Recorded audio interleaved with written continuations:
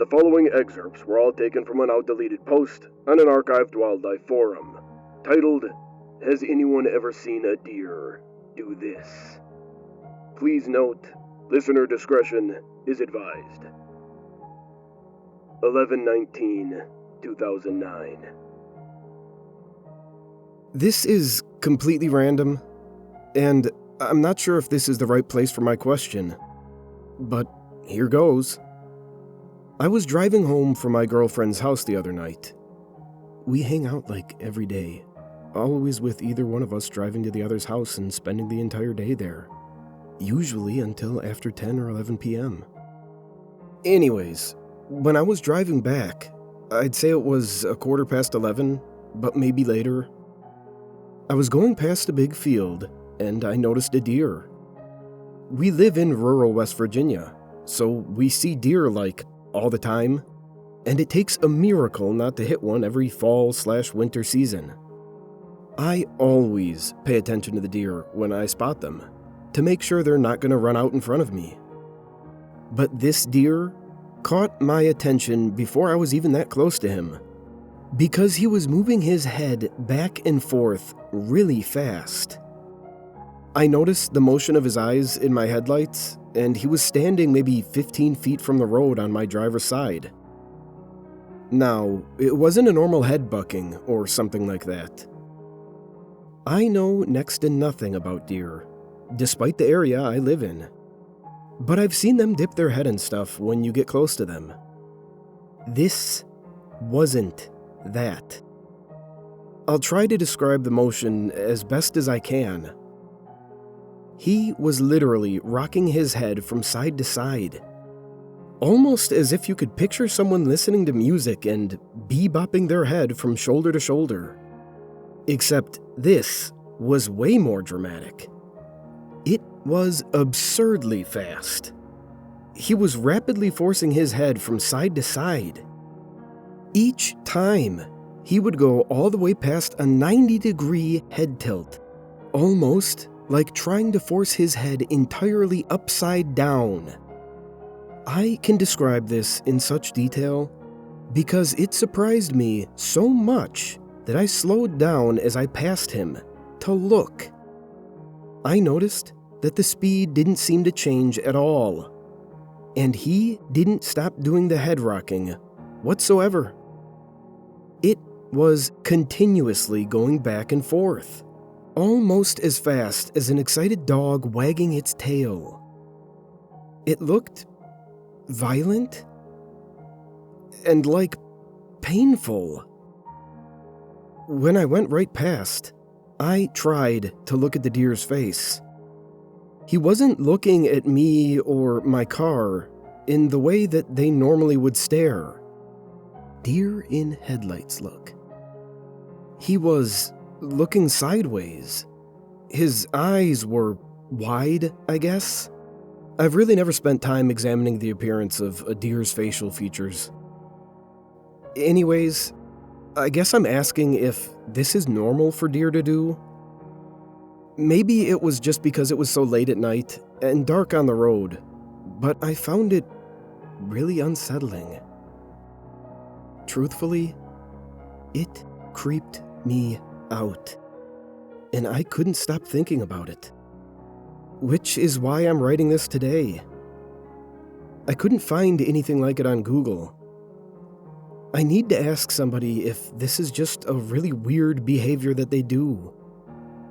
Part of me feels like I should have stopped my car and checked on him. Part of me wants to go back and look for him. I'll go past that field again tomorrow when I go to my girlfriend's again, but I'm not sure if I should stop. I guess just tell me if this is normal, or if it's dangerous for me to go look for him. Thanks. Update 11/21/2009. First of all, thank you everyone for the suggestions and info. I'm not sure exactly what kind of deer it was for those that were asking, but I'm pretty sure whitetail are most of what we have here.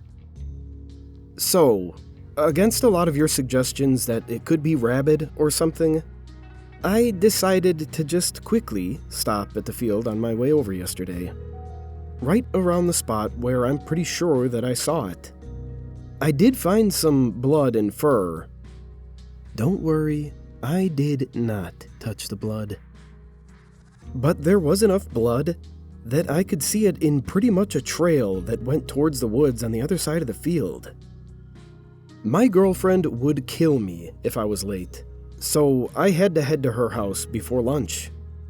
But I stopped again quickly on my way back at night. It was after 11 again, and I brought a flashlight.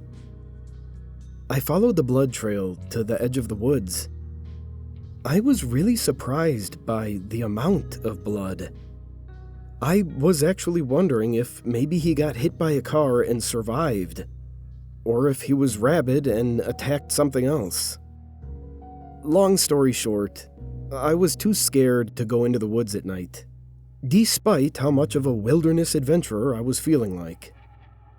My girlfriend is having a girls' day tomorrow, so I'm tempted to use my free time to go have a look-see in the woods during the day.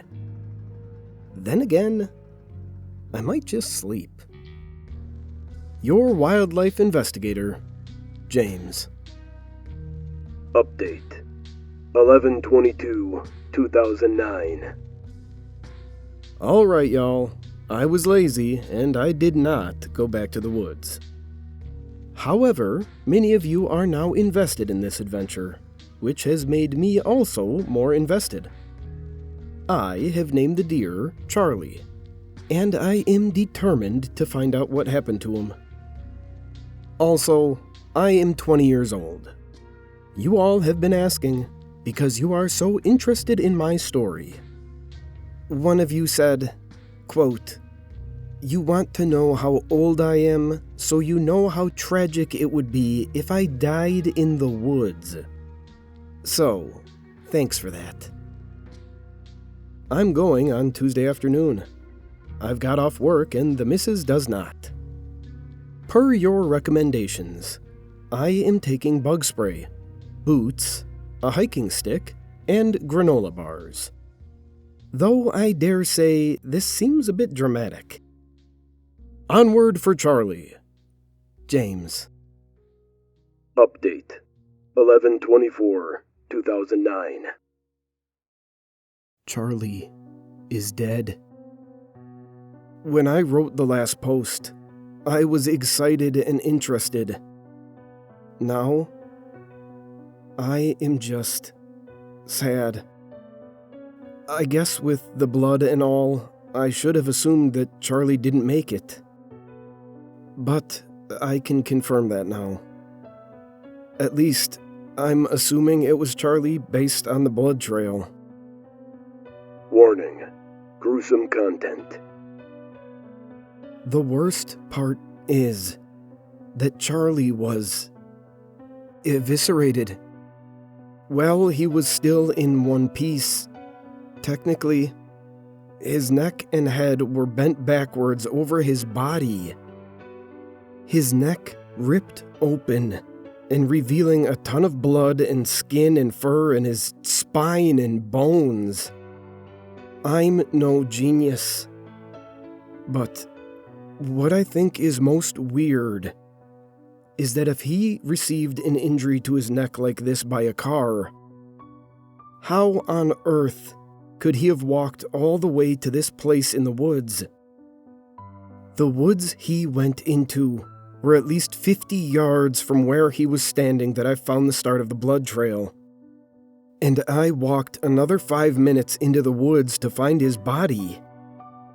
Can deer survive and run a football field with their head hanging off like a chicken? As I wrote that, I can't help thinking about the thing he was doing when I first saw him.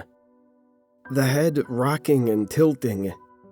This seems impossible, but his body almost looked like he had been doing the rocking so hard that he split open his own neck and died on the spot. Does that seem like something that rabies could cause? Update 11/30/2009. Thanks for all the responses, and all the RIPs for Charlie. Seems like none of you have any idea of what could have happened, aside from my guesses. I guess I'll check back on this thread occasionally to see if anyone has anything to add. But if not, I guess it's farewell for now. Retired Wilderness Adventurer, James. Update 12/09/2009. It happened again. This time, I was driving to my girlfriend's house in broad daylight, just across from the spot in the woods where Charlie was, but on the opposite side of the road. I saw a rabbit sitting still, swinging its head back and forth in nearly the same manner. I immediately pulled over and got out of the car. I tried to slowly go towards it. I noticed that the swinging was very fast again, and violent, in the same way that the deer's had been. Although the bunny's neck was much shorter, and he couldn't swing his head quite as far. I did see that he was already bleeding.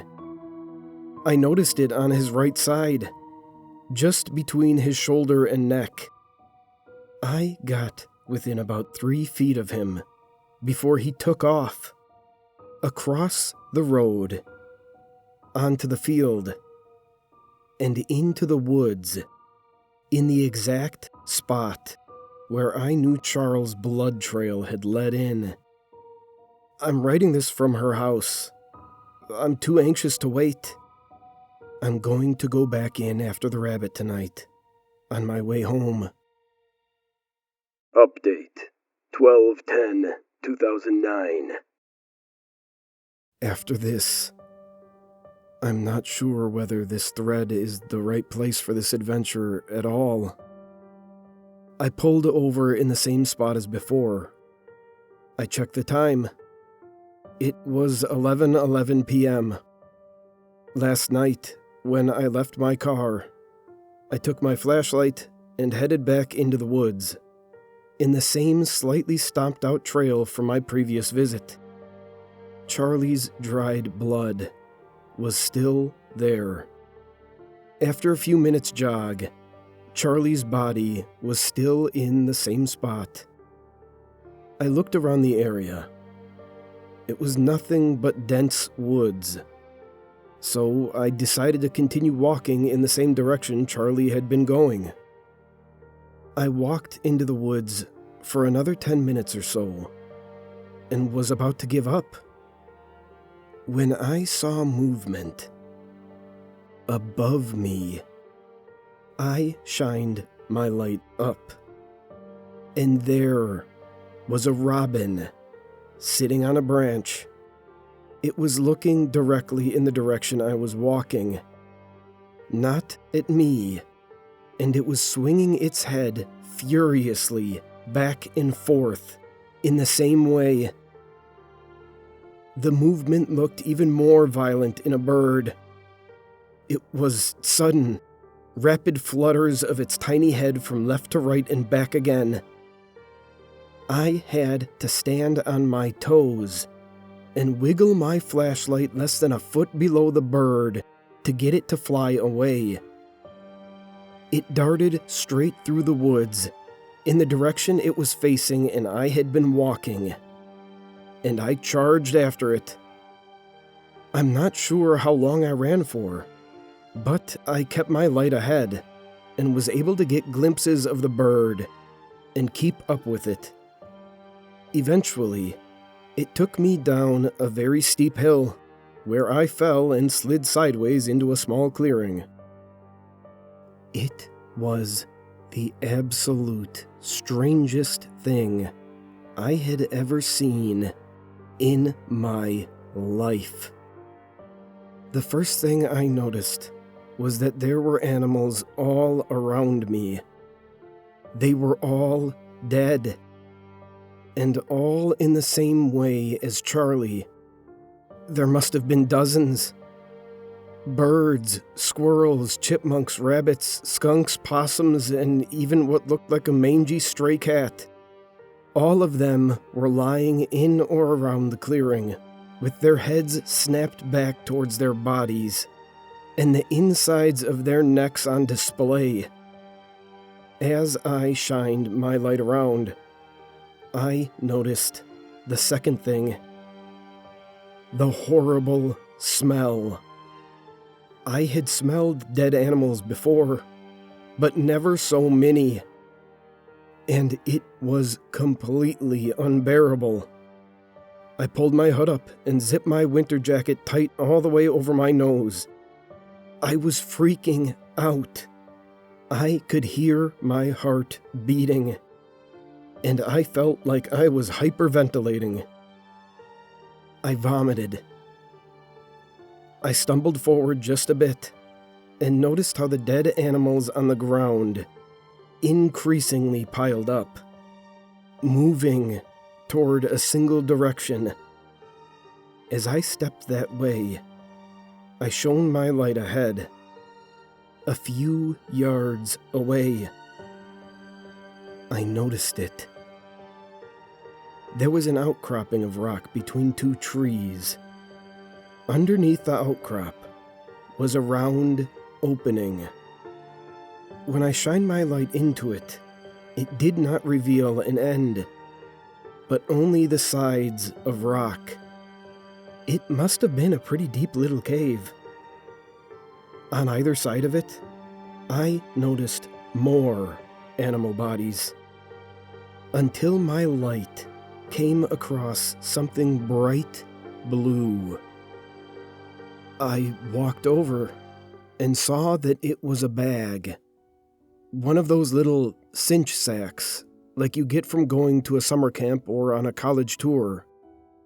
As I picked it up, I heard the sound of some pretty heavy rustling nearby, and that was too much for me.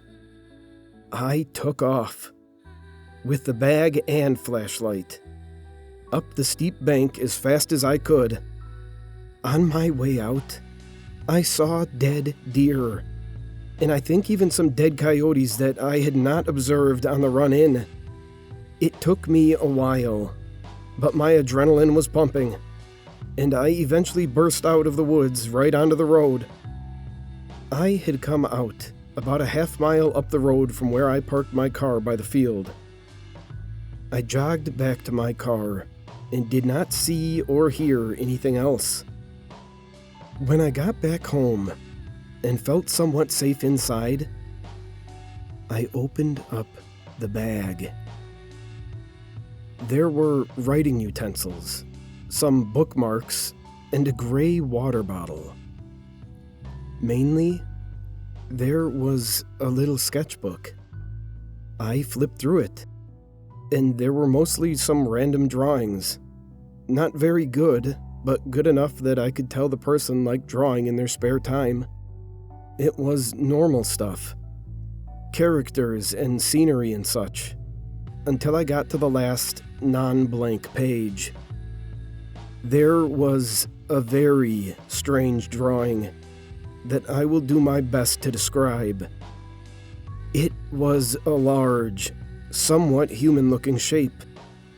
It had wide legs and feet, a triangular torso and outstretched arms.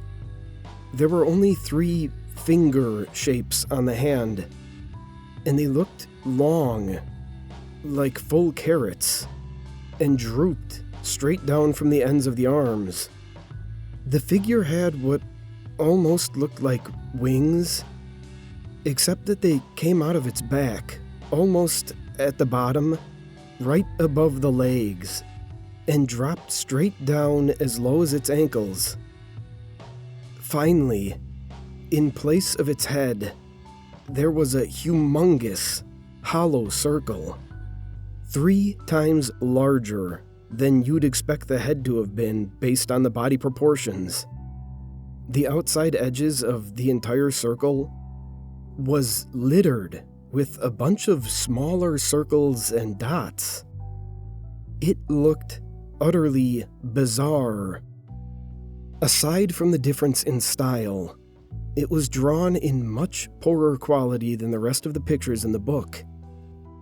It looked as though it was hastily scribbled in with an unsharpened pencil. There were smudges and wet spots all over the page. Lastly, down at the bottom of the page were some really sloppy scribbles that looked like they read, Zeke 118. It is me. I must see. Does anyone have any idea what all this could be? I have no words and no thoughts. I didn't sleep at all last night. I'm terrified. Should I call the police? The game wardens? This is literally all I can think about. I don't know if this is the best idea, but I want to go back to see the cave in the daytime. I'll take my dad's 12 gauge in case I run into an animal or something that's been doing this. It might be terrifying, but for the first time in a long time, I feel like I'm doing something real. After I go, I'll call the game people to come get these dead animals. I'll update you all tomorrow. Wish me luck. Your wilderness adventurer / wildlife CSI, James. This is where James's wildlife thread ended. There were a bunch of commenters asking him for updates, but he never gave any. They never found any reports of a missing person named James in West Virginia. But one commenter did find someone named Daniel J. Shindley, whose middle name was supposedly James, but was 20 years old and reported missing in Maryland 2 weeks after James's last post. If you have any information pertaining to this case, please contact the authorities immediately.